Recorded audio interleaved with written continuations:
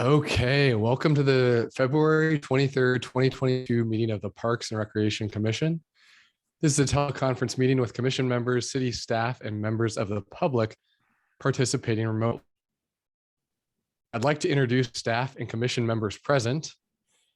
Commissioners present include Commissioner Brosnan, Commissioner Joshua, Commissioner Bryman, Commissioner Diepenbrock,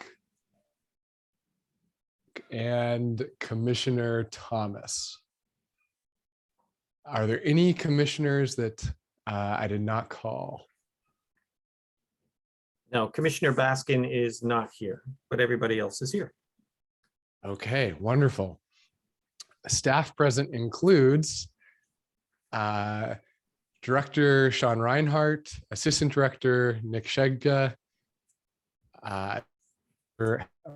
Howard, Assistant Director Karen Packmayer, and Public Works Supervisor Bill Halleck.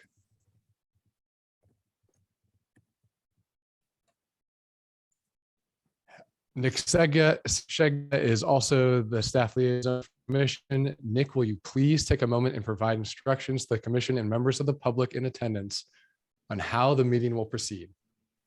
Thank you, Chair Thomas.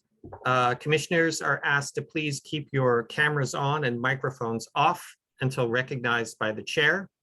Members of the public, the chair of the commission will call for public comment at various points throughout the meeting. If you'd like to make a public comment on an item when it's called, or if you'd like to make general public comment on an item not on the agenda, use that raise hand function down at the bottom of the Zoom screen. Or if you're dialing in, press *9 to use the raise hand function. I will unmute you and move you over into the meeting so that you can make your public comment. Please state your name clearly and the jurisdiction where you live for the record. And public comments, you can have 3 minutes for each item. Back to you, Chair Thomas. Awesome. Assistant Director Shigda, do we have any public comments? At this point, if any person in attendance would like to make a comment on an item not on tonight's agenda, so not on the aquatics annual report, not on the Burgess and Willow play areas, and not on the other items on the informational part of the agenda, please use that raise hand function now, and I will recognize you. And it looks like we do have one public comment. It's from Jackson Tinsley. Jackson, you can go ahead and unmute yourself and make your comment now. Hi, my name's Jennifer Johnson. I'm using my son's iPad. I'm a former commissioner. I would like to speak about the Nelon Park zip line. Nelon Park was redone a few years back, and an item of equipment was purchased that cost $13,000. And that piece of equipment has been taken out of use almost since the park was opened. And I have asked for updates numerous times, and I have not received updates from Sean when I have asked for them. Given that this was paid for with taxpayer dollars, and this went through a complete community outreach in which neighbors were allowed to see all of the items and make any comments and ask any questions, and no one did. Now we have one neighbor who is complaining about this piece of equipment. And I do not think that it is fair to the children of Menlo Park that they are not able to use this equipment. I also don't think it is fair to the taxpayers of Menlo Park that we have a $13,000 piece of equipment sitting unused. I think that there are ways to remedy this situation, and I would really appreciate that something be done about that. I would really appreciate getting an update about this situation.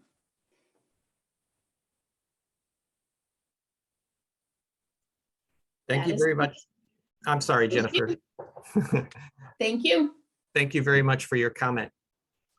Nick, if I can, through the chair, very much appreciate Ms. Johnson's comment.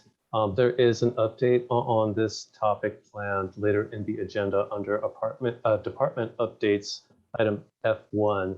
So we'll give an update on Nealon Park and a few other things happening in and around the department. Thank you for your patience awaiting some more information.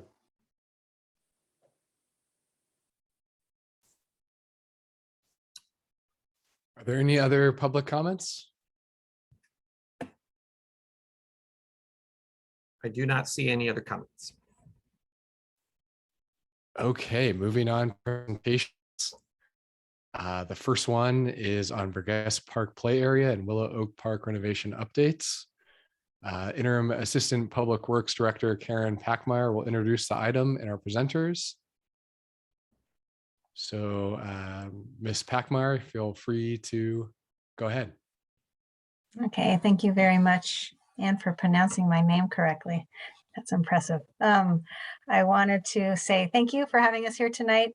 We're excited to give you some updates on both parks. And I'm going to introduce Nate Ritchie. He is with Calendar and Associates, who is the consultant we have hired to work on both parks. And if there's any questions at the end, we would also be happy to field those. So Nate, I'll let you go ahead and get started. Great, thanks, Sharon. Karen. So yes, I prepared a presentation here, and we're working on Burgess Park and Willow Oaks improvements at both parks. And I'm going to run through what we've done so far to date, and then go through some of the next steps and look for comments along the way.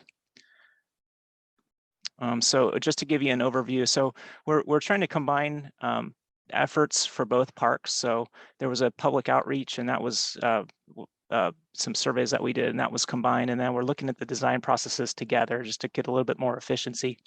At Burgess Park, we are looking at the play area, and that's the extent of that improvement. At Willow Oaks Park, we're looking at the entire park, and then potentially constructing the highest priority elements. So far, we went out there and we looked at the site. Then we had some stakeholder meeting with the schools around Willow Oaks, and the city put together a public survey. And the survey went out. It was focused on the play area, asking a number of questions on what the public wanted to see.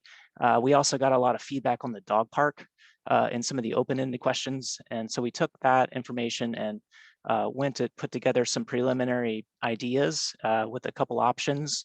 And so that's as far as we've gotten. And so tonight we want to present the options that we came up with based on the feedback that we received. And then tonight we are just looking to get some more feedback, and then we would take that feedback that we get and put together a refined plan that doesn't have options. So it'd be a preferred plan. So I'm going to go over the parks in order. I think I'll just go through the presentation, and we can take comments and questions at the end. So I'm going to go over Burgess Park first. Just to give you a summary of what we're doing. So we're looking just at the play area, but then we're also looking at the area around the play area in terms of getting accessibility to that location. So we're looking at the accessibility from the parking lot. And then once we get through with this design process, the plan is to go ahead and move it into construction. We came up with some goals in the beginning of the process just to help focus our attention. So we definitely wanted to engage the public to make sure the play area is as responsive to the needs of the community.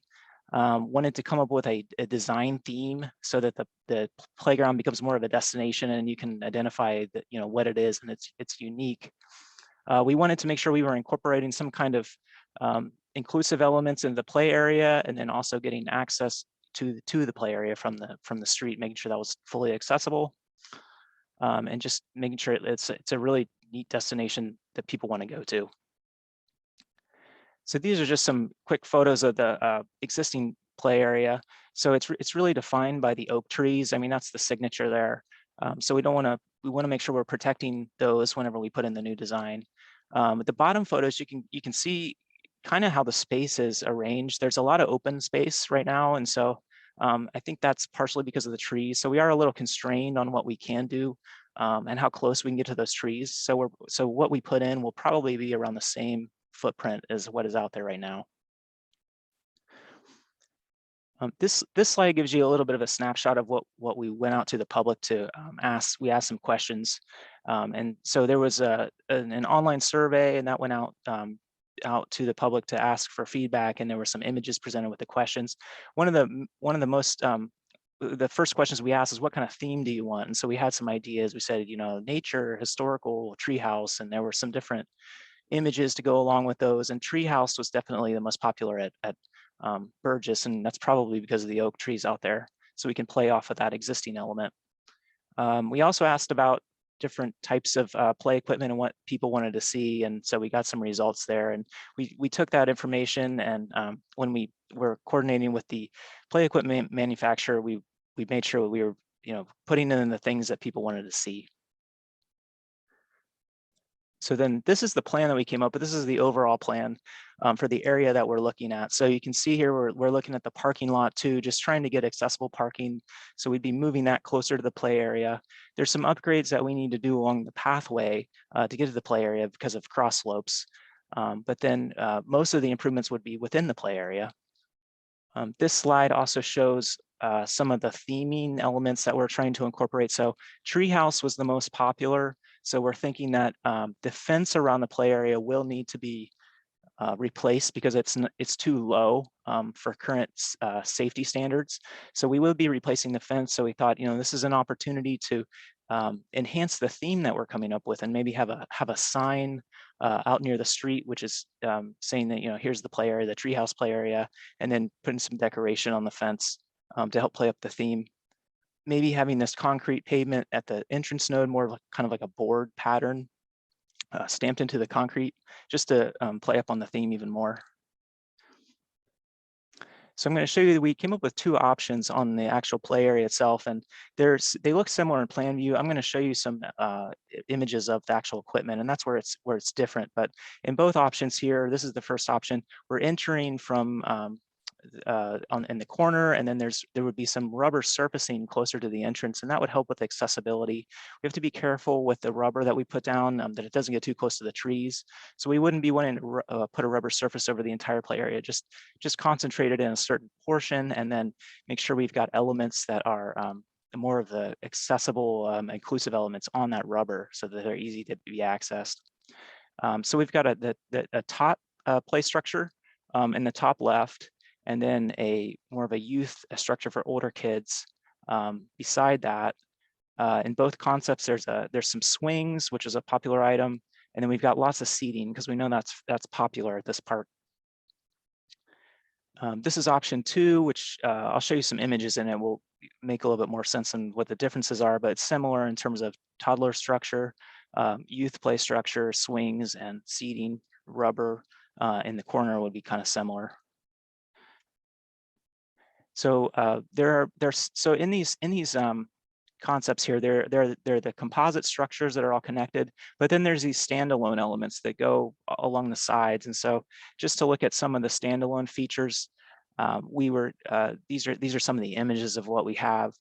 It's good to note right now, the entire play area is not all inclusive, so that's not the way it's been designed right now. However, there are a lot of inclusive elements, especially on the ground. There are these standalone elements that we've incorporated. So it is more inclusive than sort of like the minimum requirement. And so when we're looking at inclusive elements, we're looking at things that would have kind of a sensory experience, or maybe a social experience, or accessible to someone in a wheelchair. So some of the elements that are in these designs that we have identified as being inclusive are the sensory wall that you can go up and interact with. It has different panels on it. A seesaw that is kind of like a group activity, and then a swing that's that two people are on at the same time and they sort of face each other. These are images of the toddler play structure. There's two options. The top is the first option, the second, then the option 2 is at the bottom. And it's not necessary that we need to do one or the other, but these were just sort of the first pass that we had of different things we could do. So things could be combined and from each one. These are very similar in terms of the toddler play structure at Burgess. The difference, I think, in the top is there's more stumps and like a wood in the theme, whereas the bottom has more of this like rock theme, which plays off of the use play structure, where the bottom one has this sort of like, you can see in the plan view over here, these are a lot more different. So there's more of a boulder climbing kind of theme here for option 2 for the youth play structure. And then option 1 has more of this like vertical climbing piece with ropes.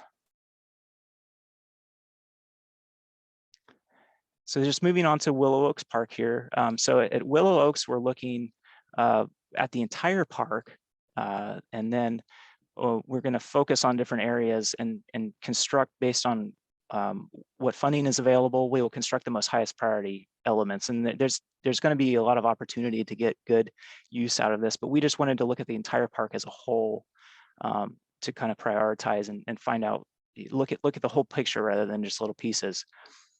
So there were also some previous design efforts on the restroom building and the dog park, and so we did look at that, and that was something that factored into what the design was. And then this on this, as I've mentioned, on this park, we would be constructing the highest priority elements and not the entire master plan. So similar for the goals for this project, similar to the other, we wanted to make sure we're engaging the public. And so that was the survey that went out that was combined with both parks. We wanted to have a different theme, something that makes this park unique, make sure we're looking at accessibility, and then make sure that we're prioritizing what the community wants. So that's kind of what we're gonna focus on for construction. These are a few pictures. It's a large park, but I just selected a few to look at some of the elements, the areas that we're really focusing on. So play area on the top left. There are trees. They're not as big as Burgess Park, but there are definitely some nice sycamore trees out there that we would be, or London plane trees that we'd be looking at preserving, and we don't want to touch those at all. On the top right is the dog park area. And so right now it's currently just mulch. So we're looking, you'll see in some concepts, we're looking to change that. The bottom left photo is close to the international school. So we're looking at providing connectivity between Pope Street and Willow. And so this area that we're showing here is an area where there would be a pathway. And then in the bottom right, this is the basketball court area, which is currently not used as much, and it's behind the tennis court. So that's one area that we're looking at some different options for. This slide is just showing you, similar to Burgess Park, how we went out for public outreach. The themes here, we said, we'd like to look at something different. So we said futuristic, older, or nature. Nature was the theme that everyone wanted. So that's what we moved forward with. And then this is a plan of the overall park. So we've got Willow Road here on the top left, and then there's a match line here, so that as we continue on over to Pope Street beside the school, there's also an area that we're looking to do the pathway. So this image here at the bottom would go on the top left if we were to look at the entire park as a whole. And then also looking down here to Gilbert Avenue, there's a connection down there as well. So I'm going to zoom into some of these areas on some other slides, but on this slide though, what I want to touch on is that the first thing is this connectivity between Willow Road and Pope Street. So there would be a continuous paved multi-use path between the two streets, and there is a pathway right now from Willow Road. So there's and beside the field that's there. So that would be similar to existing condition, but replaced pavement and wider. There's not a pathway along the school driveway. So that would be a new path that would go along the existing back of curb. There are a few constraints there in terms of trees, utility pole, backflow preventer, utility. So we'd be looking at that section and just trying to avoid those as much as we can. We're currently looking at trying to make the path 10 feet wide as much as we can, potentially going down to 8 feet if there are some obstructions that we're trying to avoid. Also looking on this slide is the connection to Gilbert Avenue. So right now it is, I didn't have a photo of that, but it's the pavement in there would be repaired. Right now it's not in very good condition. Changing the entrance there at Gilbert a little bit just enhancing it. Right now there's a chain and a bollard, and then making some drainage improvements in there with the pavement. Other than that, though, the main improvements here are in the center. So what I'm going to show you is that we've got the play area. So that's something that we're focused on, and that was part of the outreach, the survey questions. Looking at the dog park and enhancing that, and then looking at the basketball court area, what's currently the basketball court, which is behind the tennis courts. And then there is also a restroom building that would be installed, and that was part of the previous public outreach. So I'll show you that too. So here is the play area. This is zoomed into the play area. So just to orient you, the field, the big open field next to the school would be up above. The entrance to the play area is here on the left. These are the existing trees that are out there. So those would be, we would want to stay away from that. So the entire footprint of the play area is somewhat similar to it is today. However, we would like to, what we're proposing here is to replace the fence. And currently there is the fence is inbound from another fence, which is on the edge of the dog park. So we'd actually be expanding the play area a little bit. So remove one of the fences and share a fence, a boundary between the dog park and the play area. That allows us to expand the play area a little bit underneath the trees. And what we would propose is, instead of right now, it's natural grass. So we would remove that and actually put in synthetic turf. So we could keep the trees, but put synthetic turf around them. And then that would allow that space to be utilized. Might be a little bit cleaner, lower water use, easier to maintain. So that would be the proposed material in there. It would be synthetic turf. And then similar to Burgess Park, we'd be having a mix of rubber surfacing and mulch within the play area. So trying to get as much rubber surfacing as we can, but we want to be careful about the existing trees. There's existing trees on the right side of the play area, but then there's also existing trees along the planter outside the fence. So we just need to be a little bit careful that we don't impact them with the rubber surfacing. Is quite a change in the surface treatment there. So it would be a mix of rubber and mulch. And then we've got some different options for the different play elements. So I'll show you those. For the standalone components, similar to Burgess Parks, a lot of the elements are similar. We've got a lot of inclusive elements. There's some different elements. We've got some more space here. Looking at this We Go Round, which is sort of a group spinning feature. And then this oodle swing is kind of like a tire swing for a lot of people. It's safer than a tire swing.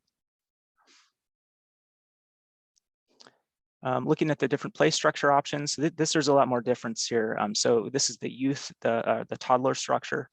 And so the one on the top is a little bit more traditional. And then the one on the bottom is got not as much platforms. It's a little bit more spread out and more like poles and such. And so a little bit different of an element. The larger structure, these both look really exciting to me. There's a lot more space here, so there's a lot more opportunity than there is at Burgess. But the top one is going a little bit more vertical and like kind of a rubber ropes climbing structure here on the right. And then just sort of spread out between these different structures. So I mean, the idea is that you get kids that can go from one element, and then there's these like things they could jump on to get to the rest of the elements, and then sort of make their way all the way around. So you can kind of move from different elements without touching the ground. The bottom structure, it's got a little bit more platforms, like a little bit more traditional. It's not quite as high. It's a little bit more spread out. It does have this really neat bridge here that's kind of like a wood bridge, but it's all curvy, connecting these two elements. So that's kind of a neat option there. And it's not necessary that we would need to do one or the other. We're trying to present a wide variety of different ideas so that we can collect feedback and see, what's most popular, and then we can combine to get something that's everybody is preferring. Moving on to the dog park. So we received a lot of feedback from during the survey process. One of the main things was to split the dog area into big dogs and little dogs. So that's what we've done. So the top would be for smaller dogs. There would be a fence running in the between the perimeter fence that separate the two areas. Larger dogs on the bottom.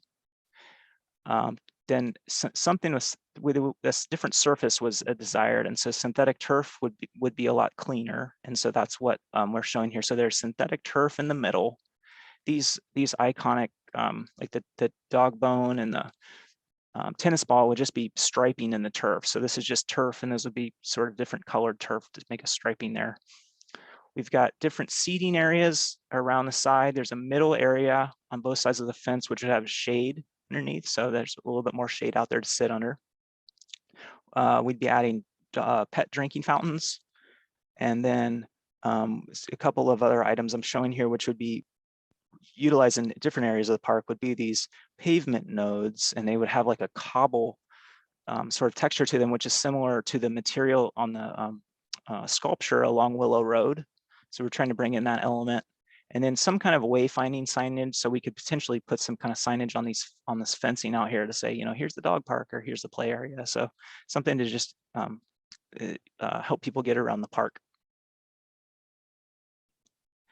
Basketball court area. So we were looking at two options. So we originally came up with the one on the left, and so that was saying that, okay, well, let's keep the basketball there. Let's try to move it away from the tree canopy. So there's some existing pretty significant trees on the adjacent properties along the edges, and the canopies kind of overhanging into the basketball court area. So trying to get the basketball away from that, and then also potentially making it more of a shared use space with the preschool, which is right here. So somehow having some striping on the ground, which this is just an idea. It wouldn't necessarily have to be this, but some kind of mural kind of striping that would allow the preschool children to use this as a space for activities as well during when the school is in session. We received some comments back on this that pickleball was something that the city was looking into. So we wanted to look at potentially putting pickleball in the space. So this option, we're showing 3 pickleball courts, which fits in there nicely. Well, there's some leftover space underneath the trees. So we're trying to push pickleball like more into the sunnier area away from the trees with this option. And then this space that's more under the trees, more shaded, could potentially be like an area to look at the game when the games are going on, and to sit on sort of on the sidelines. And this would be a low fence back here, so you'd still feel like you're somewhat integrated in with the space there. And those are the 2 options that we have come up with so far. So we'll be looking for feedback on what to put in that space.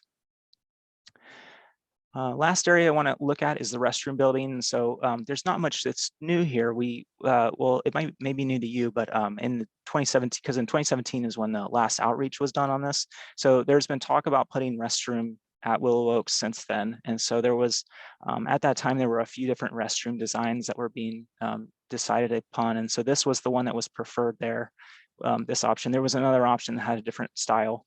So we're just moving forward with this option, but what we have done is actually added a drinking fountain on the front. So that was not on the previous outreach. So there's a drinking fountain there now that would be added for park users. So just to give you, I want to give you that's all I have for each park.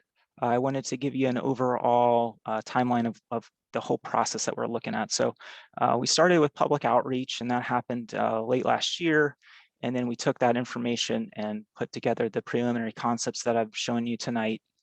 And then so here tonight, we're just presenting to the commission. We're going to take the feedback we received tonight and then try to put together a preferred master plan, and then take that to council, collect some more feedback there, and then put it into a final master plan and take that into construction drawings, which would hopefully be done towards the end of this year. And then construction could begin and next year and starting at the end of this year. That's all I have for right now. So I don't know if anyone has any questions. I could just open it up for discussion. Yeah, thanks, Nate. That was a great presentation. I have a lot of questions, but before we get to the commissioners, Assistant Director Shegda, do we have any public comment on this item? At this point, if any member of the public would like to make a comment on this item, the presentation on the upgrades at Burgess Park and Willow Oaks Park, use that raise hand function on your Zoom screen or press *9 on your phone now. We do have one comment that I see. It's Jennifer Johnson. Jennifer, you can go ahead and unmute yourself and address the commission. Thanks, Nick. So Nate, I have a question. I have several questions for you. In terms of both Burgess and Willow Oaks Park, I understand the dilemma about surfacing. I understand that rubber surfacing is much more expensive than wood chips and mulch.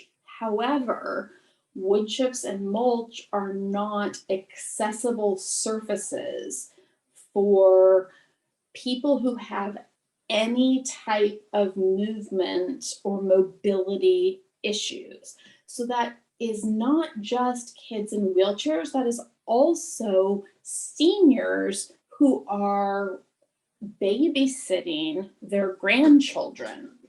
That is something that we really struggled with in the Nealon Park project and needed to come up with additional funding so that the beginning and ending of every play structure and play element was on accessible surfacing. It's not inclusive if there's no accessibility. And in terms of the dog park and the restrooms at Willow Oaks, I appreciate that for the restrooms that you are pulling up some of the previously agreed upon designs. That was a very long commission meeting to come up with that design. And the dog park, there were some decisions previously made about the surfacing and all of the different issues for the dog park. It sounds like both Burgess and Willow Oaks have similar themes, and I'm wondering what the distinguishing characteristics are of the two parks. And in terms of the Willow Oaks, actually both I guess, the accessibility of the play structures themselves. There need to be some elements that are accessible to people with all abilities. In Willow Oaks, I love the options that you've come up with. I think it would be great to be able to do a combination of maybe perhaps one basketball court and one pickleball court so that we're not going completely one direction or the other. Thank you very much. I appreciate your time. Thank you, Jennifer. So yeah, I think we can look at the surfacing, rubber surfacing. We'll look at that strategically for sure. That definitely definitely don't want to impact the trees, and so that's kind of the constraint there. So we can look at putting maybe smaller areas of it, expanding it as much as we can. The surfacing out there now, I'm not sure how accessible it is, but there is a fiber material that is. I know what you're saying. It's not as easily to access as the rubber surfacing. It is technically though like a compliant accessible surface if it's maintained properly. But we will look at minimizing that where we can. And then in terms of the distinguishing the characteristics, distinguishing the different themes that we had. So yeah, we did give those different options. We had a lot difference in the themes where some of the options that we put, like a futuristic, historic, we had storybook, and it did seem like that the public wanted some themes that were similar to each other. So that's why they are somewhat similar. I think we can play up on the treehouse theme a little bit more at Burgess and try to get in more sort of like wooden elements that would be like kind of a wooden treehouse, maybe with the structures, and that might help a little bit. Yeah, I think those were all the questions. If I address them.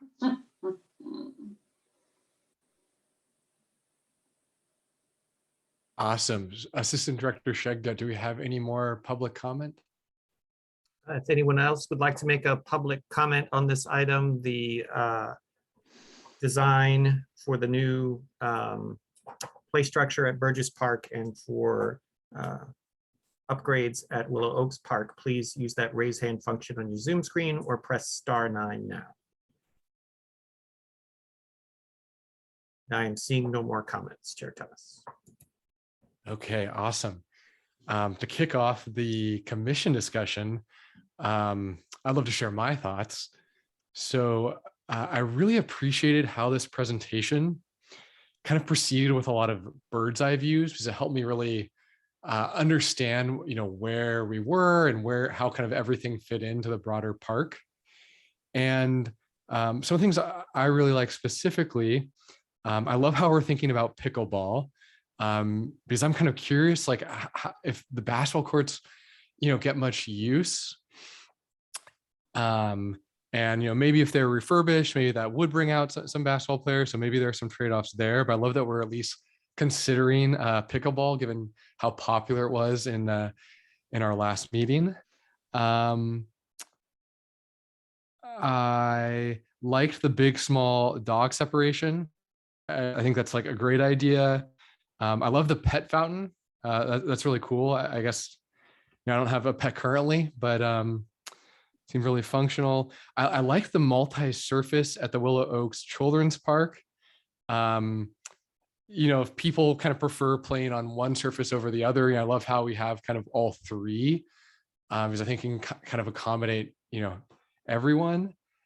And I liked the how you're soliciting community feedback and presenting things kind of like with pictures and themes, because I think that's a really good way to get at these questions. I guess the one kind of question I have is for the dog park surfacing. Are there any challenges around keeping turf clean? And what are some of the trade-offs there, like turf maybe versus mulch versus grass, both in terms of costs and costs of maintenance, and also in terms of kind of longevity and cleanliness?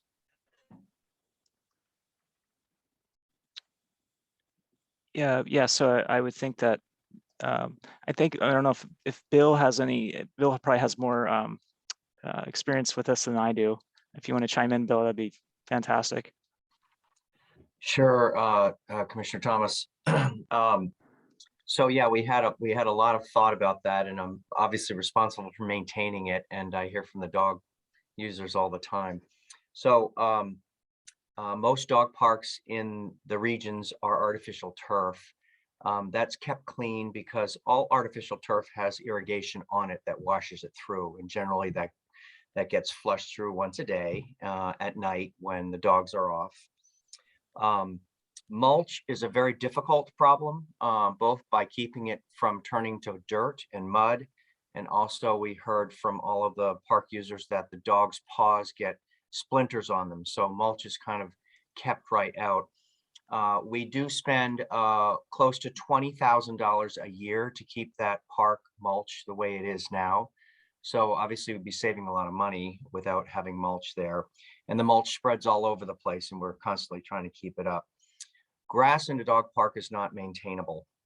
We have immediate experience with that in Nelon Dog Park. We have areas that are just turned to mud right away. So most dog parks in the area and in the region and in the Bay Area are artificial turf.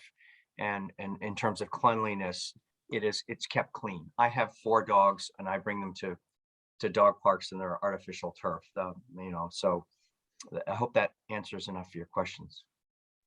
Yeah, that sounds great. So it sounds like by making this change, one, will save money, and then 2, the dogs will be happier because it's kind of a nicer service for them. So yeah, this sounds great. Do any other commissioners have questions? Looks like Commissioner Bryman had his hand up, and then Commissioner Joshua. Yeah, thank you. Nate, that was a great presentation, and I really appreciate that. Looking forward to a lot of these changes. I wanted to simply suggest that, again, given the popularity, as some people have mentioned, with pickleball, I like the idea of not bifurcating sort of a half and half tennis and draw a few lines, but actually dedicated to the sport. I was in Utah not long ago and saw some dedicated pickleball courts that were well maintained, very impressive. And I think given, again, the popularity, it makes a lot of sense. We had talked about this earlier, but I've always thought that Willow Oaks is a great central Menlo location. And if we're going to build pickleball courts, it seems to me that and given that we are doing an overhaul on Willow Oaks, it makes great sense to me. As Jennifer suggested, I wonder too, if in fact the current basketball court is completely sort of obsolete, right? I mean, it's not in very good shape. But if we build something new, I think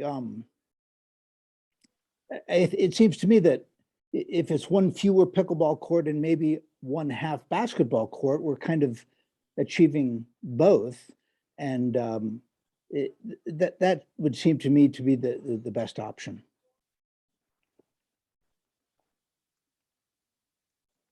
That's all. Thanks.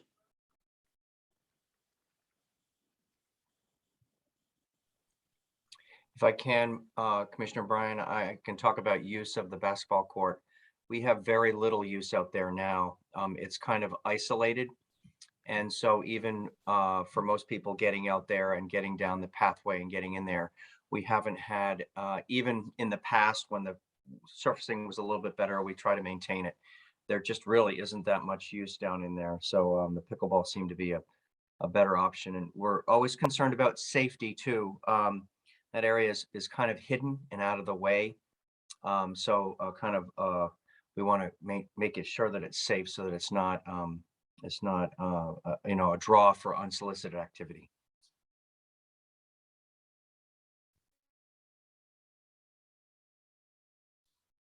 Commissioner Joshua, did you have your hand up? Yes, I had a question for Nate.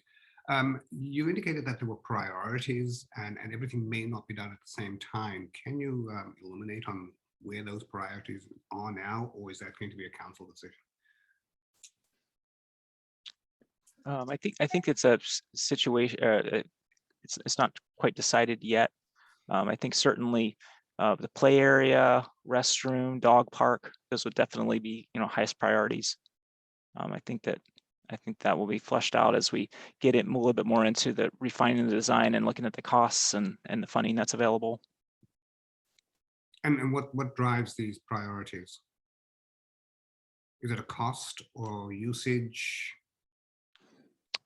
I think it's usage. I mean, we definitely want to put in the elements that are going to give the most benefit to the community first. So I think that's where the focus is. So I mean, that's why I'm saying it's like the dog park and the play area. That's kind of the core focus of the outreach was.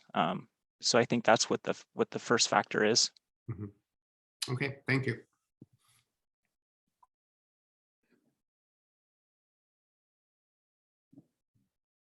Awesome. Well, I'd love to slip in here and ask one question. Might be the last question on this item, and that's so. This process, I really appreciate how you've solicited community feedback, and in both the children's parks, you presented like two different options for, I guess, a couple different areas in there, and so I was wondering kind of like, what is the process moving forward to continue to solicit feedback and like ultimately choose kind of going one way over the other?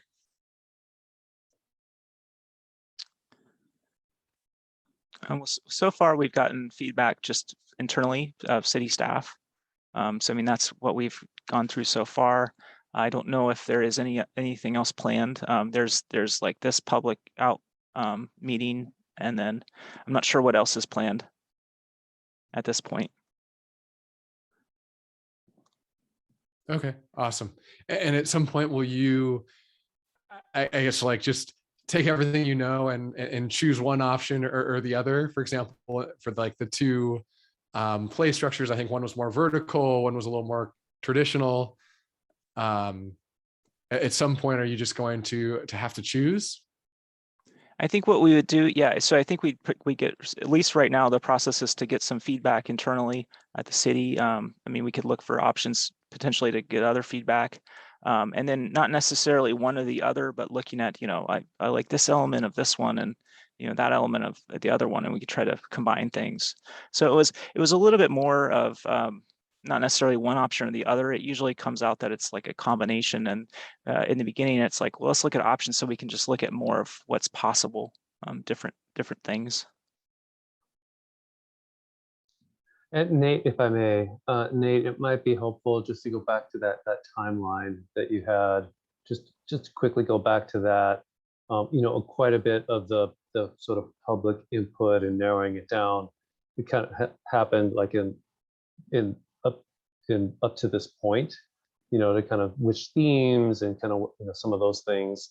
But you can see in this timeline there will be a preliminary master plan, then a council meeting with another opportunity for public feedback there before the plan is finalized. So those would be some next key milestones in that process.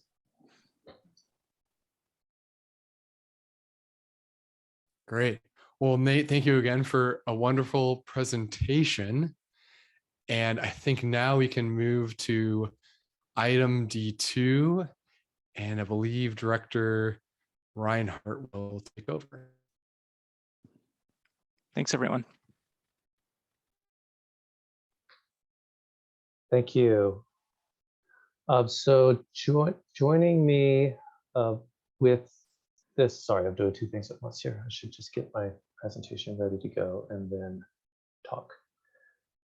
Joining me for this presentation will be the aquatics program operator, Tim Sheeper, who is the CEO of Team Sheeper Inc. And I believe he's also joined by one of his key staff people, Steve Young. I'm going to present a few of the initial slides, and then I'm going to turn over the presentation to them. So just for a little bit of context, this is the annual report on the aquatics program. Just for some background, the city owns two aquatics facilities, the Burgess Pool and the Belhaven Pool. As you all know, the Belhaven Pool temporarily closed on May 30th of last year to make way for construction of the Menlo Park Community Campus project. That project will include a new aquatics facility on the same site as the old, a new pool, and that is scheduled to open in 2023, the middle of 2023. The Burgess Pool continues to operate during the construction. It's not impacted by that, so it's still going. A little overview of some facility improvements taking place at the Burgess Pool. In 2021, some key improvements that were completed was a renovation of the chemical room, a new lawn and irrigation system in the grounds kind of around the pool. There's quite a bit of ongoing facility and landscape maintenance that takes place at the Burgess Pool. A new system for maintenance requests has been put in so that the pool operator can just make those requests a lot more directly and keep track of the progress. There's a lot of routine landscape maintenance that happens within the fence. And recently, we changed out the janitorial crew to kind of address some of the ongoing issues with just sort of the overnight cleanup. Looking ahead in this year, some planned facility improvements that are underway include new lift chairs, ADA accessible lift chairs for folks to get in and out of the water, and a renovation of the lobby of the facility, including upgrading the doors to be more accessible. Also, a new circulation pump is planned for the instructional pool. Oops. So again, the aquatics program at Burgess Pool is operated by Team Sheeper Inc. Under an operator agreement with the city. They've been operating the pool since 2006, and they also operated the Belhaven Pool from 2012 until it closed last year for construction. Aquatics programming offered there includes swim instructors, certified lifeguards who do lap swim, open swim, youth team swim, classes, lessons, camps, masters, aquafit, and lane rentals for teams and other community groups. So it's a pretty robust program offered at both pools, but currently at Burgess Pool. So as part of the operator agreement with Team Sheeper Inc. and the city, Team Sheeper shall prepare and provide an annual report in January of each year to the city staff, and then present that to the Parks and Recreation Commission at their February meeting, which is tonight. The full report is attachment A to the staff report that accompanied the agenda. However, quite a bit of the information is here in the presentation. The report and the survey were prepared by Team Sheeper Inc. as part of the contract. So without further ado, I'm going to turn over the rest of the presentation to, I believe, Tim Sheeper. Well, thank you, Sean. Good evening, commissioners. Yeah, so jumping into this next slide, it talks about the way 2021 played out, where the first 6 months of the year were under restrictions, and we were in reservation mode, and it was one swimmer per lane. And then moving into the early summer, those some of those restrictions were lifted, and then we were able to transition back to more traditional style programming, where we could have more people per lane, and then we could begin the process of rebuilding our programming and rebuilding our staffing, which was depleted during the prior year and a half. So next slide.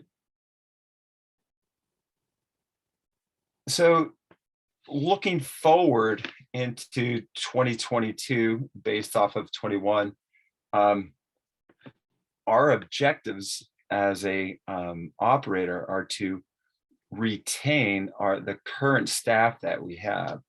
So our prior to the pandemic, we had a staff of about over 200 people, and we're currently running around 50. And so we have our key people doing multiple jobs, and so we want to retain these people. So we're working hard on that, and then we're also in parallel working on recruiting new members into our onto our staff, and bringing in partners to help us rebuild our programming. And so in 2022, one of our big initiatives is to bring back group swim lessons, which in prior years we were doing great numbers of about, on average, around 1,200 lessons in a week, and we are currently doing about 100 lessons in a week. So it's a drastic drop, and that's mainly due to staffing. And so that's why you can see both 1 and 2 are so important to us in this upcoming year. And then we also want to provide an abundance of open and family lap swimming. During 2021, we were restricted in how much space that we had and how many people we could put in the water. And then when the restrictions did lift, there was still there was a great deal of hesitation on the part of the community of coming in and using the pool. And we are excited about number 5, to provide a comprehensive water therapy program, and we could talk about that a little more later. So next slide. And then these slides just go into some of the metrics of our lap swim visits. And throughout the 2021, lap swimmers were the backbone of our operation, where there's from early morning, from 6 a.m. to 8 p.m., that is who is mainly using the pool. And so this gives an indication of who these people actually are, residents and non-residents. You could see over the past 3 years, and then seniors, the number of seniors, the percentage of seniors versus the general population. And next slide. And this graph just gives you an indication of the volume of people coming into the facility in 2019 prior to the pandemic. So upwards of 200,000. And then during the pandemic, during the 35-minute visits, we dropped a little bit lower, those reservation visits. And then there's a rebound back, and we continue to climb back up. Next slide. And this just breaks down the pool visits, so you can get an indication of who's coming to the pool for what programming. And you can of course see the lap swim member visits. That's just, when we say members, that's the definition of that is just people who choose a monthly membership as opposed to a single day drop-in. And you can see how the monthly users far outnumber the drop-ins.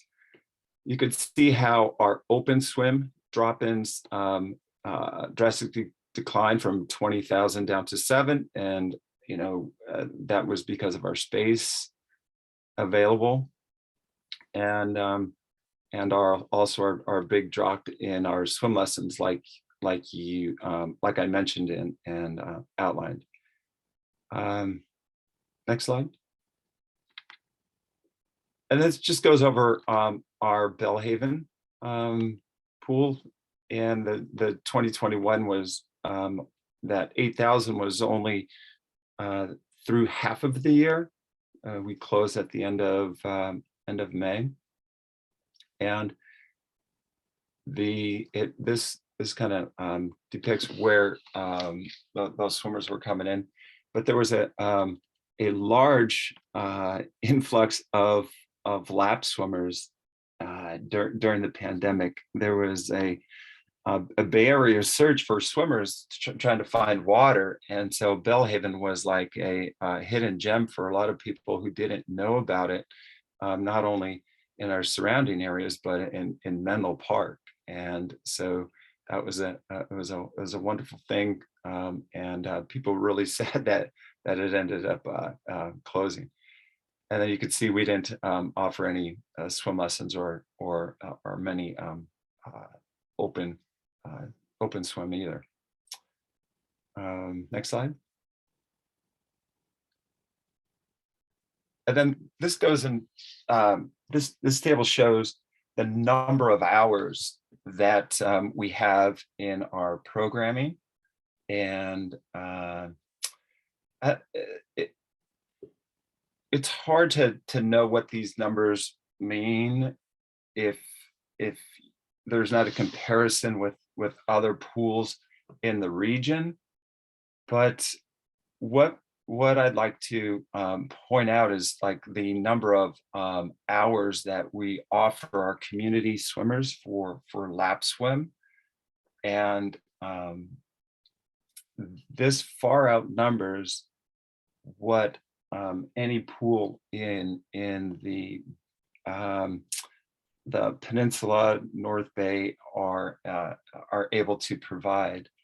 And this is after a deep dive and a lot of research into what the other pools were doing and are doing. And there's another slide to show that. All right. And this just shows our current program fees, and bringing your attention down to the average cost per swim. based off of our data showing that our monthly members, it's close to about the average is 9 swims per month. It's 8.5 swims per month, actually. Next slide. And this just breaks down the drop in pricing. So the other slide was the monthlies, and this is what it costs to drop in. And there's general pricing, there's senior pricing, there's resident and non-resident. And this is the slide that I alluded to, which is the comparisons. So this is just showing you that the amount of lap swimming that we are able to offer the community of Menlo Park. And you could see that there's surrounding areas, Redwood cities, who have closed both of their municipal pools. San Bruno recently closed theirs, and then these other pools in the area. These are the hours per week that we're offering lap swim, and so we've essentially, achieved our vision that we set out to do, and many years ago, which was to have a facility where people can come in and use 7 days a week, almost at their leisure. They don't have to necessarily look at the schedule for the block period of time where they come in and have a swim.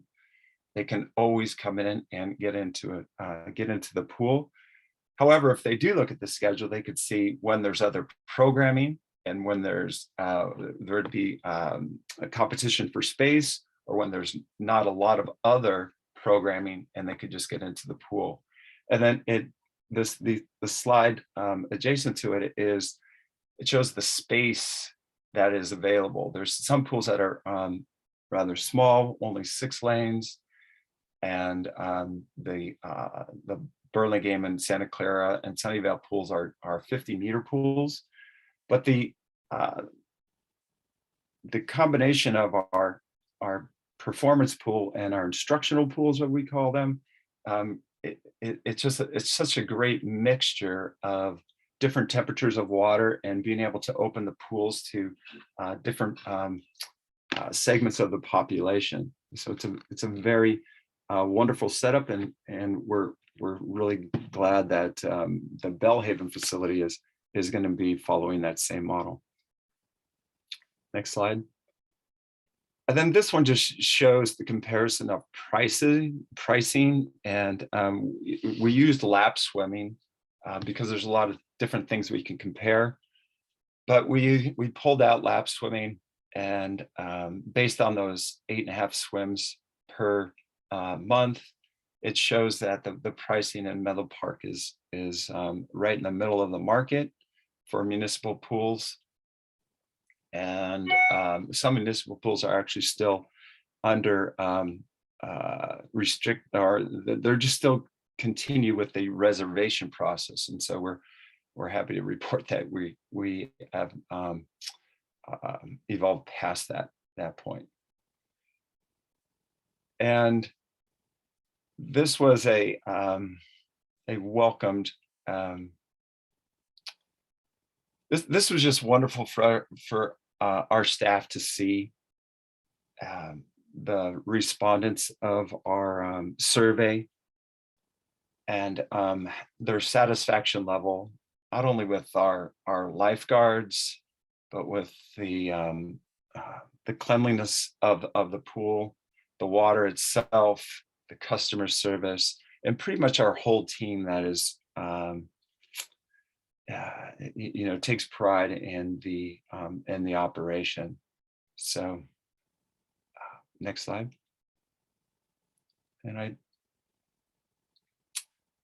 so this just kind of recaps what I just brought you through, and it does number 8 does point out that I am really excited to start our water therapy program next Tuesday. This has been a one in the making for several months. We've partnered with a local boutique physical therapy group, and they're going to offer rehabilitation, water therapy in our instructional pool twice a week. And this is going to be led by a doctor of physical therapy.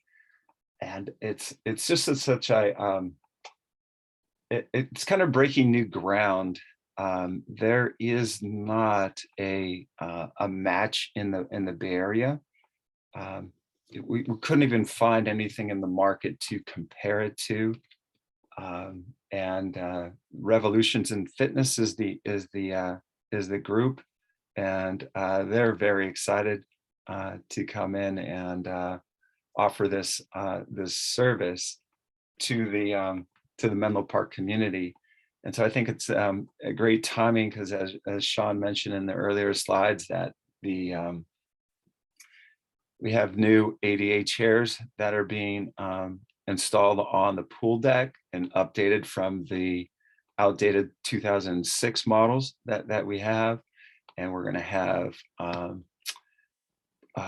push button doors, where the doors are going to be able to open, so people with ambulatory challenges will be able to enter the facility and into our instructional pool, which is also something that is not a very common thing in aquatics, to have a pool that is 87 degrees. And it makes it just very easy to get into the pool all year long. So thank you, and open to any questions or comments at this time. Thanks, Tim, for that presentation. I'll just add, just from the Library and Community Services Department's perspective, about like just the pandemic impacts to our operation with the rec centers, the libraries, and of course, as you just kind of laid out with the aquatic center, it's just kind of an extraordinary effort to even offer services at all. And it's good to see the comparison with other municipalities and how many hours of swim time are being offered, and yet sort of landing in the middle of the range there for fees. So all of that points to a lot of effort and hard work. These programs are not easy to operate.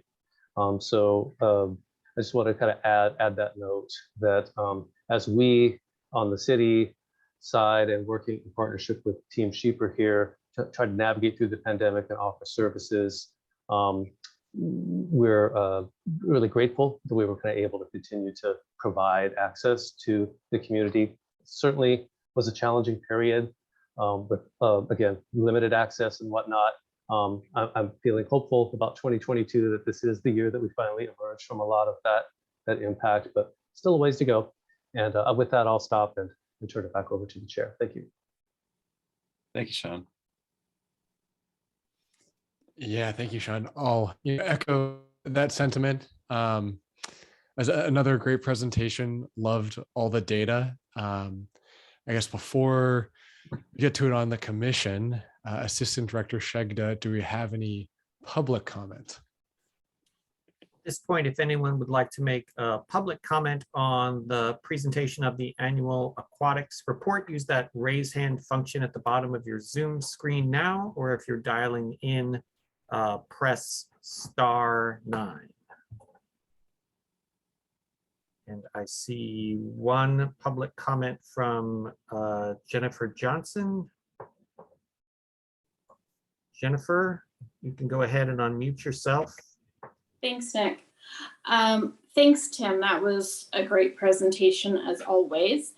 I had a question about the pool structure. I remember that, and I guess this goes to you and to Sean as well as to whether there is still a ramp entry for individuals who do have mobility challenges. So that is one question that I have. In terms of the therapeutic swimming, I think that is a wonderful addition to the pool services that so many people can benefit from. Many individuals who do need physical therapy but cannot do weight-bearing activity really benefit from physical therapy in a swimming context. And Tim, I just wanted to mention that Mills Peninsula Hospital, in case you want other information, they have had, and I don't know if they currently do, in the past, a PT who did do swim therapy, in case you wanted any information from them.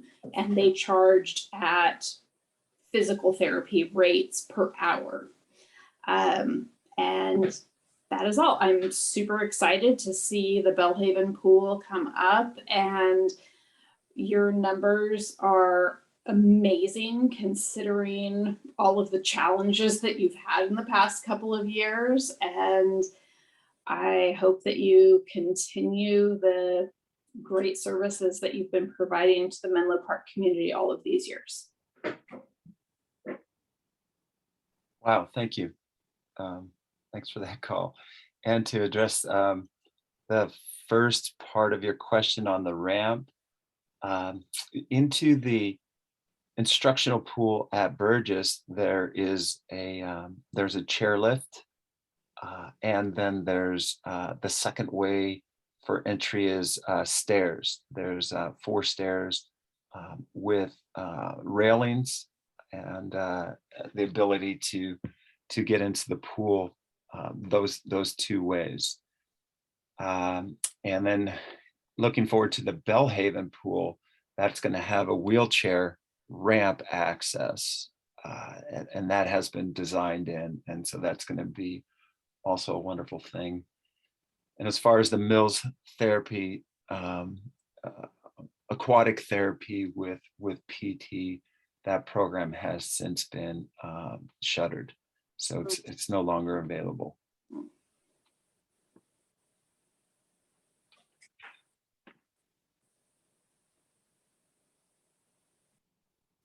Is there any more comment? I was just going to say, Chair Thomas, there is another public commenter. It's Janet Davis. Janet, you can go ahead and unmute yourself and address the commission. Thank you, commissioners. I sent you 2 memos about the pool. Can you hear me? Yes, we can. Okay. I was awed by the prior communications about the park for the children, where there was public outreach. We have, those of us who've been in the Aquasize program, tried repeatedly to get information from Tim, and nothing came back. And only this afternoon did he post something about the wellness classes. He's also wrong about the access to the instructional pool. The steps are nearly always completely full up with children having lessons. The ADA ramps don't work, I've been told, and the door is not in compliance with ADA. And the people who are in the wellness program, they wanted Charlie Beebe and he refused to rehire her. Everybody was completely happy with her. The new program is geared towards elite athletes, and that is not what the wellness program is supposed to be. His contract calls for looking after the aged and disabled. When the pool was first built, the people who wanted the warm pool were the older people, and they asked for the water to be warm for specifically old people, disabled people, and small children. So I hope that he improves, but I have my doubts. I would like to see a program that caters specifically to older people and not athletes. Thank you. Thank you for your comment, Ms. Davis. He's smiling.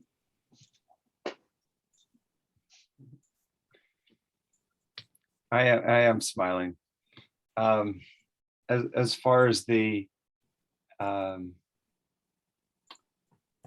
responses, I've had maybe a dozen exchanges with Ms. Davis, and have kept her up to date as much as possible, and reaching out and achieving this partnership with Revolutions in Fitness, like I mentioned earlier, is unprecedented. Wellness, water wellness, and the water exercise programs that we have are unmatched in our area, and we're very proud of that. We can't find any other pools that are even coming close to the amount of time and the quality and the breadth of programming. It's a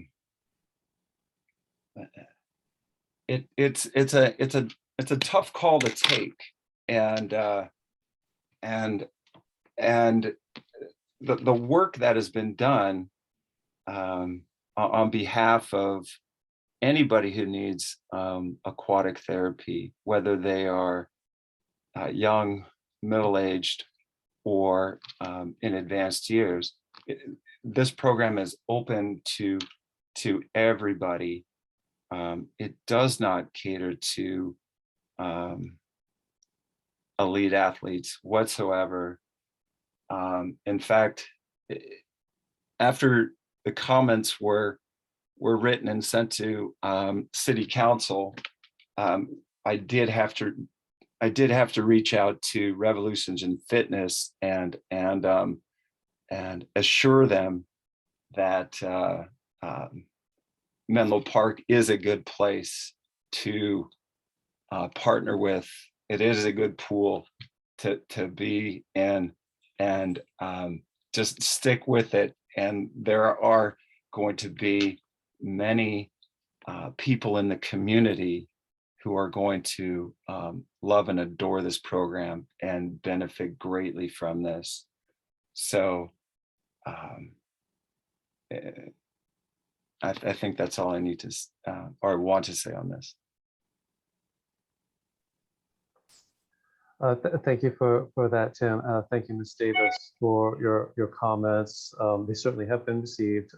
Just on the facility itself, I'll just reiterate that there are a couple of projects this year to redo the lobby at the Burgess pool, in particular for like the doors to be a lot more accessible. And anyway, certainly appreciate folks in the community such as yourself bringing your concerns to attention, because it helps us continue to make sure that we're meeting those needs as best we can in a very diverse community in very, very challenging circumstances, in particular during the pandemic. So thank you. At this point, if there's anyone else who would like to make a public comment on this item, the Aquatics Operation Annual Report, please use that raise hand function on your Zoom screen or *9 on your phone now. And seeing none, back to you, Chair Thomas. Sure. So first, I'd like to thank both Ms. Johnson, who's a former commissioner, for providing kind of her input and feedback tonight, and Ms. Davis as well. So yeah, I really appreciated all the data in that presentation. I guess one thing that I'm impressed by is the scale of the operation. So in 2019, before COVID, if you add up the number of people going to the Burgess pool and the Belhaven pool, it's over 200,000, and there are only 35,000 Menlo Park residents. I imagine a lot of that, I think you even had some bar charts that show that around 50% of the pool use is non-resident, roughly. That's still huge. So like, if we just for a second assume that was just people in Menlo Park, which we know isn't true, that mean that each person is going 5 times. So I guess that the pool just gets that much use is impressive. It's a large operation. I guess I have 2 questions. So the first is on the satisfaction survey. So it seemed like most categories were high, but the bottom was the locker room amenities and spaces, and maybe their cleanliness. And so I was curious if you see any issues there, if you have any plans to improve satisfaction there. And then I guess the second question, kind of going off Miss Davis's feedback, besides this program, is there anything else that you're trying to do to accommodate maybe the elderly or those interested in therapeutic sessions?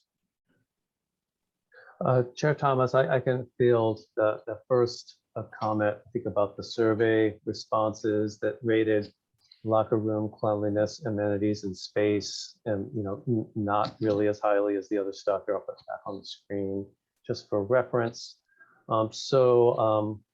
The nature of the agreement, the operator agreement, is that the city of Menlo Park actually is responsible for a lot of the maintenance on the facility. The janitorial is kind of a shared deal, but it did come to our attention that there were some issues, in particular with the janitorial provider. So we've taken some steps to rectify that. But clearly, a 53% satisfaction rating is not acceptable. So we've been really focusing in on that, and hopefully we'll see that number quite a bit higher at the next survey. And to add on to that, what you mentioned is the high usage, and that 200,000 number is pretty much just the water splashes of people going in. That doesn't count the parents or caregivers that are coming into the facility with those. So you could pretty much double those numbers. And that's the number of people actually entering the facility and using the facility, either sitting on the side, sitting on the benches, or using the grass facility. And if you take that number and that high usage that you have, and you put them in a very small space, which we have a locker room that was in 2006 when built. It was value engineered just to accommodate the numbers that we that were spec'd for it, but it doesn't allow enough space for actually people to change. And we have a high usage of people who come in the morning of the that come in every morning. That's pretty much prime time from 6 until 9 o'clock. And the bathrooms will be very clean, first thing in the morning, but by 9 o'clock they start to decline because 200 people have already been through a small space, or 200 people or more have been through a small space. And then you add in kids camps at coming in at 9 o'clock in the summer, and all of a sudden it's a big challenge. Just the high usage. And even when we had midday cleaners coming in, that was just near impossible, because you would have to close a facility for 20 to 30 minutes to do some midday cleaning. So it's an ongoing challenge. It's been an ongoing issue since the inception. So this is not surprising to us, or that 53%. I thought I was like, well, that's good. It seems like it's getting actually better, because it's rated lower in the past, but our usage has gone down. And to address the second part of your question, there's a high usage of senior. There's high senior usage of the entire facility, and has been, and all ages are welcome, and all ages are treated absolutely equally, and we pride ourselves on equity of service for all user groups, whether they're high-end swimmers, or if they're recreational users, or if they're infants or families. It doesn't matter to us. We just want to offer that service. So seniors use the pool for water exercise in the morning with our program classes. The therapy is being an add-on. It's not anything that's new. It's just being reinstated. We had it in 2019. We wanted to increase or improve the just the quality of it, and the sustainability of it for the long term, because we knew that Belhaven was coming on with that pool. So we needed to partner with a professional group that could train people and could be a constant pipeline for us, because we've in the many years that we've offered it, we've only had one single instructor who can do that water therapy program. So this was this is the direction that we wanted to go in. Awesome. Thank you for answering my questions. You're welcome. And I'd love to open this up to the rest of the commission.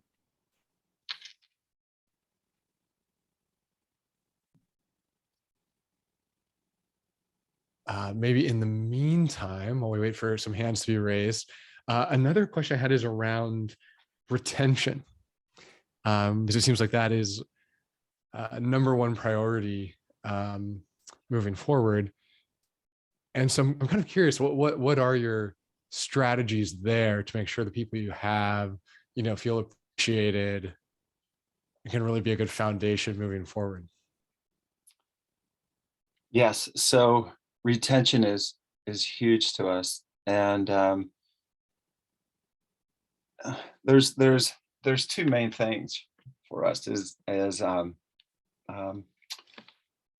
paying attention to people. So our staff, right? It's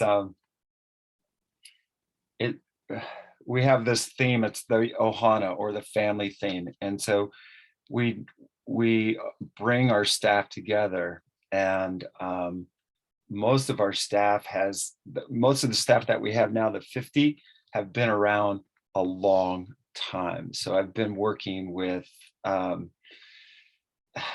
managerial staff for 10 to 20 years. They've been with me longer than I've been operating the pool in Menlo Park. And then we have some of our instructors and our lifeguard staff that have been with us for 5 to 10 years. And so it's just how we treat people, and we constantly review them and help them improve. And it's also pay raises. So it's the industry, the aquatic industry historically has had paid low wages. And so what we really like to do is try to be the leading edge of the market as far as compensation, and then continually give people performance raises based on their performance. And we try to find career paths for them in from lifeguards to, so for instance, our director of operations, Steve Young, who's been with the company now for 16 years, started out as a lifeguard, and he's moved through the ranks and has held every position in the company. And so what's really helpful is that he has the great foresight to be able to know every role in the company and work with those people trying to work their way through, because some people just love to be in aquatics, and so he helps them and fosters them through the process. Long-winded answer. Yeah, I appreciate that, and how you're trying to really give feedback and lay out, clear career path. I still don't see any other commissioner hands raised. Perhaps the presentation was so thorough with all the data that all the questions are answered. Great. So thank you so much, Mr. Schiefer. You're welcome. And I guess we can move on to regular business. So item E1 is approving the minutes for our last commission meeting in January. Do we have any public comment on this item? Thank you, Chair Thomas. If any member of the public would like to comment on item E1, the approval of the minutes from the January 26th, 2022 Parks and Recreation Commission meeting, please use that raise hand function at the bottom of the Zoom screen or press *9 on your phone now. And I see no comments. Wonderful. If there aren't any, if there isn't any discussion here, would a commissioner like to make a motion to approve the minutes? And Commissioner Diepenbrock, your microphone is on, so I'll invite you to make a motion. I'll make the motion to approve the minutes. Yeah. I'll second the motion.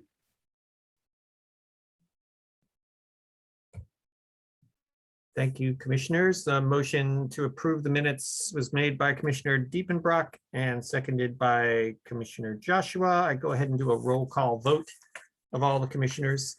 Commissioner Brosnan, how do you vote?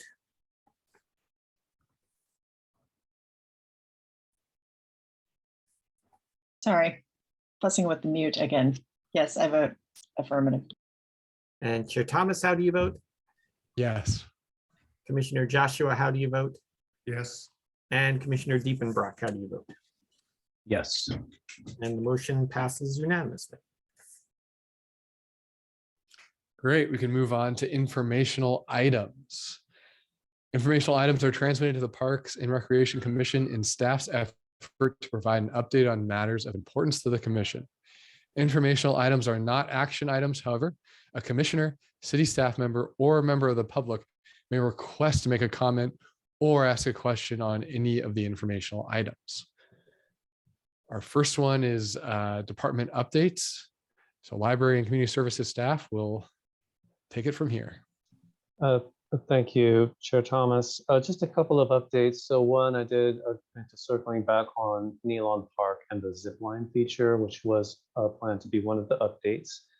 So the commission will recall, and as Ms. Johnson in her public comment mentioned, that feature was part of the new Nelon Park playground that I believe opened in 2019.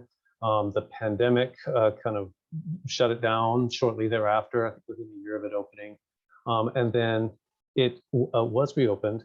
However, there were some issues with noise with one of the features, and it's kind of a big zip line that's kind of got a platform suspended from a chain, and it zips between like the two locations, and it's making a rather loud clanking noise, which some of the residents who live nearby registered some complaints about.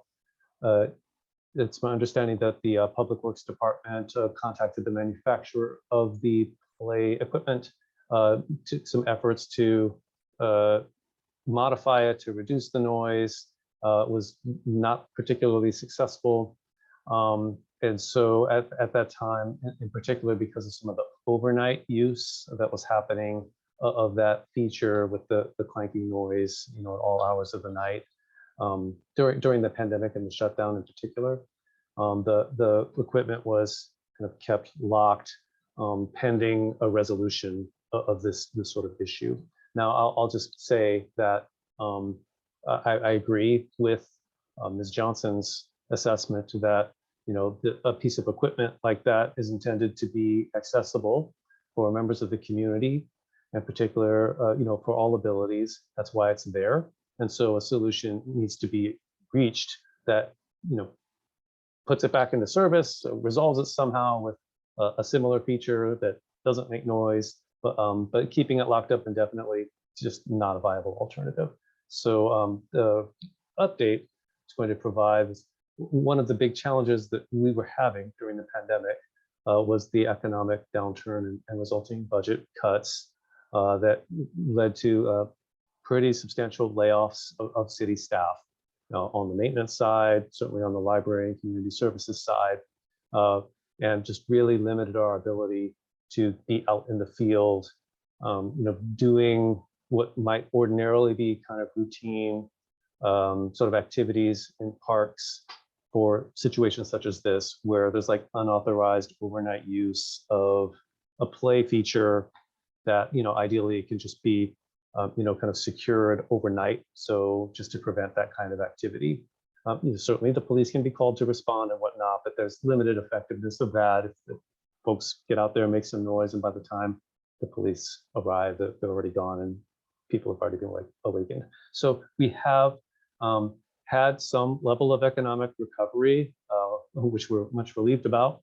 And now we're in the process of recruiting and hiring additional staff, in particular to be out in the field at the parks for issues just like this, in addition to some other issues that the Parks and Recreation Commission have heard in recent months, where this additional staffing could be brought to bear to kind of help mitigate them. For example, off-leash dog owners, off-leash dogs in like Willow Oaks Park and other things that really like some staff intervention on site, or sort of daily going out to the site to either secure or unlock things, is a viable solution. You just need the people to do it. So I'm pleased to report that we're in the process of recruiting for a staff person to, among other responsibilities, unlock that play feature during the day, lock it when the park is closed to prevent what is actually a legitimate complaint by the residents with kind of the overnight noise. It does exceed the city's noise ordinance in the overnight hours. So I think we're pretty close to getting a resolution to get that feature back in action, which as it was intended. So I just wanted to give you that update. And then another update, it's related to the pool. It's not a city action, but it's relevant. It was mentioned, I think, here and there about the Mickelson therapy pool, which was operating up at Mills Health Center in San Mateo, California.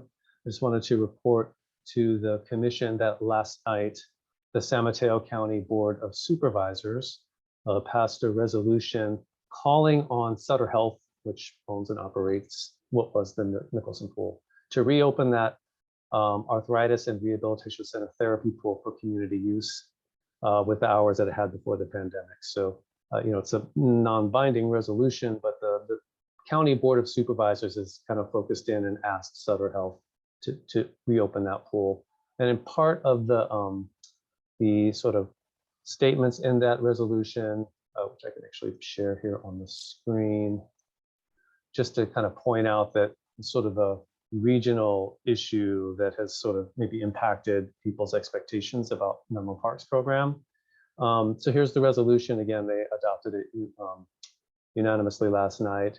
Among the whereases here is that they acknowledge that the Mickelson therapy pool is the only such pool of its kind in San Mateo County. that there are no comparable warm water therapy pools that can adequately accommodate the residents of San Mateo County who previously relied upon that pool and who are now, suffering from the acute and chronic physical pain and mental anguish without it, along with some other things, and really calling on Sutter Health to reopen that pool. So that is, some relevant recent activity over at the Board of Supervisors about that pool. And I think it's helpful to kind of illustrate, how the closure of that pool, maybe impacted, sort of expectations and service demand at Menlo Park's pool, which never really was originally intended to serve that population to the extent that the Mills Center pool did. So those are the updates. Happy to answer any questions. Thank you, Director Reinhardt. Yeah, both those are great. It's funny, I go by Nealon Park, and I've wondered about that that zip line. And it's also, great to hear, especially given Mr. Schiefer's presentation earlier, to get that extra context around this issue. I guess, do we have any public comment on this item? We have one comment, Chair Thomas. Jennifer Johnson, you can go ahead and unmute yourself and address the commission. Thanks, Nick. I want to respond to Sean's update. The update that Sean just gave was nearly identical to the update that he gave 12 months ago. There has not been any forward progress on this issue since close to the opening of Nealon Park in 2019. So there is one resident who is extremely loud on this issue and has complained about this. The major complaint is noise in the evening. However, noise in the evening on a playground is not the fault of the children who use the playground. That is an enforcement problem that has been an issue prior to the pandemic that the city has not adequately responded to. The children of the city, the taxpayers of this city, should not be without their funded equipment because the city can't reliably do enforcement. This is not a pandemic problem. This is a pre-pandemic problem. And the fact that the commission, not the commission, that council or whoever is kowtowing to a single resident in Menlo Park isn't fair to all of the residents in Menlo Park. That particular piece of equipment was chosen because it is one of the very few pieces of equipment in which a disabled and non-disabled child can simultaneously do the same thing together. And there are very limited opportunities for that, and research is very clear on the fact that that is best practices for playgrounds, that disabled and non-disabled children be able to do the same things together. This particular resident had every opportunity to lodge a complaint prior to this and didn't. And I really am offended that this is being blamed on the pandemic when this was not a pandemic issue, and that our children aren't able to use that piece of equipment because the city or the department can't get out of their own way and deal with that issue. It is really unfair to the taxpayers and the children. That is it. Thank you for your comment. Any other comments on item F1, department updates? Seeing none, back to you, Chair Thomas. Awesome. And thank you, Ms. Johnson, again for giving your feedback. Do any other commissioners have questions or comments on this item? Seeing none, I think we can move on to F2, Parks and Recreation Commission Work Plan Update. I'll field this one too. The commission may recall that at your January meeting, you approved your work plan, which was a little bit delayed because of some of the changes in like the chair and whatnot. And that was transmitted to the city council for review on February 8th. One city council member did have some questions, comments, suggestions about it. So the council member asked that it be taken off of the council approval agenda so that she could follow up with staff and provide some feedback to relay back to the commission. So first of all, a total appreciation for the work that the commission put into it, and also express great appreciation for the work that the commission does. The questions and comments were really around that the work plan would benefit from having a little more explanation about what each of kind of the bulleted goals would entail. There were some questions about, what does a focus on equity and diversity in the neighborhood mean? What does exactly what is meant by, balancing the needs of the Belhaven neighborhood versus other communities, and just a request that it be a little more explicit as to, what those goals, kind of intend to communicate, so that the council member could feel like the document kind of would stand on its own without, having to have like an explanation.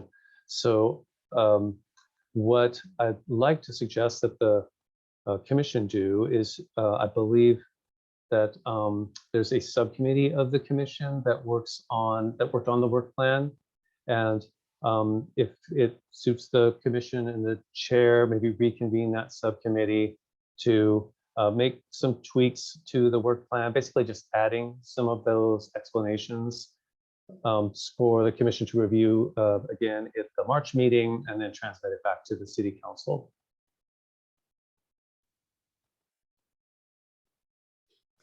Thank you, Director Reinhardt. Yeah, I like your suggestion of taking this kind of back to the subcommittee, and that subcommittee can get more feedback offline. Do any other commissioners want to chip in here, or are we okay with that and okay moving on to the next item? Commissioner Brosnan. I wasn't involved with the initial subcommittee, but I would be happy to provide input into that if you reconvene. Awesome. I'm really glad to hear that. The subcommittee as myself and Chair Bryman. So we will reach out to you for this next iteration. Thank you.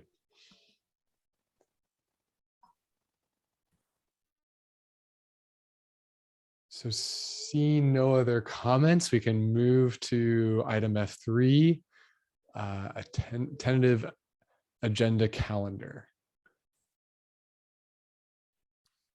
Go ahead and share my screen. Can you guys see that? It said that you've started screen sharing.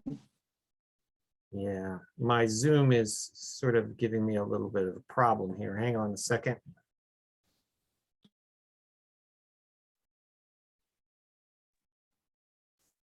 Nick, maybe I could share it on my end, maybe.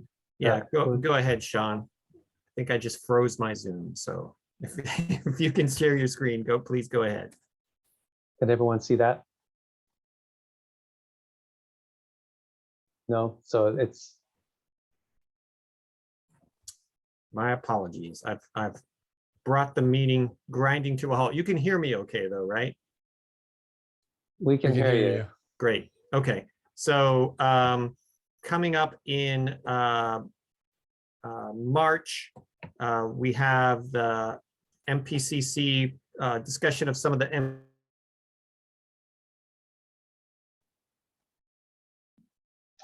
gymnasium and the Nick, I movement think studio. you're freezing up there, Nick. Maybe if it's all right with you all, I'll just kind of walk through what's in the tentative agenda calendar. 'Cause it looks like Nick's having maybe some technical difficulties. And now I'm getting a message that you can see the screen share. Is that right? Okay, super. So yeah, I think as Nick was starting to say, looking ahead to next month, we're going to be focusing in on the Menlo Park Community Campus programming elements, like to start with the fitness center, gymnasium, and movement studio in the facility, kind of talk through how we envision that those would operate based on the feedback we've heard so far from the community, but we definitely like some fresh input from the commission. Then looking at, we are moving forward with new registration software. This is what people use to access sort of classes online, reserve meeting rooms. It even has some additional features, the new software anyway, that we think will greatly streamline our activities.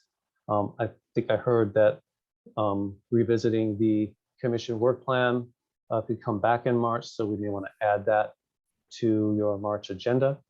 And then you can kind of see the rest of the calendar now that's on the screen. So I'll stop there and see if there's any comments or suggestions or questions.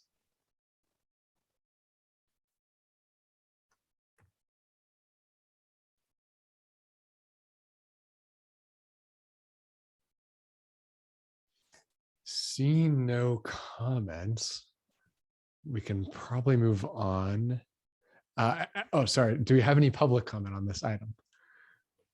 Anyone would like to make a public comment on this item F3, the tentative agenda calendar, please use that raise hand function now. Seeing no comments, back to you. Great. So I think we can move on to the commissioner reports. I guess we've been using this time to kind of advance the park tours. So I have an update there. Commissioner Brosnan and myself, we forwarded our dates to Assistant Director Shegda, and it looks like we are set for March 26th. A few details are being worked out, but we're really excited to pilot this.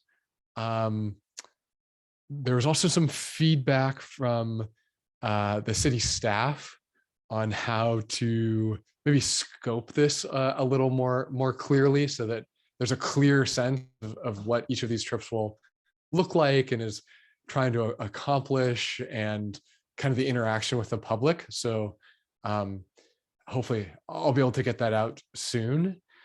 And then, yeah, I guess Commissioner Baskin is not here. Commissioner Diepenbrock, is there anything I can help you with, or anything blocking you from planning your parks tour? No, I'm in Mark Bryman and I just sent him an email, and we're going to communicate and figure out our dates that were available and go from there. All right, awesome. And that's probably enough on this topic. Also, I'm sorry, but I think someone just dropped off, and you may have fallen below a quorum at this point. Yeah, we did. Commissioner Brosnan just dropped off. I don't think it's my fault this time. Though it was certainly my fault when I was trying to share the agenda calendar. So we don't actually have a quorum, but we don't have any more decision-making things to do here. So it's just the commissioner reports part of the. Well, that was great timing. I think we can maybe use that to prompt us to conclude this meeting. So it is 8:26 p.m. and thank you, city staff and all the commissioners, for your time.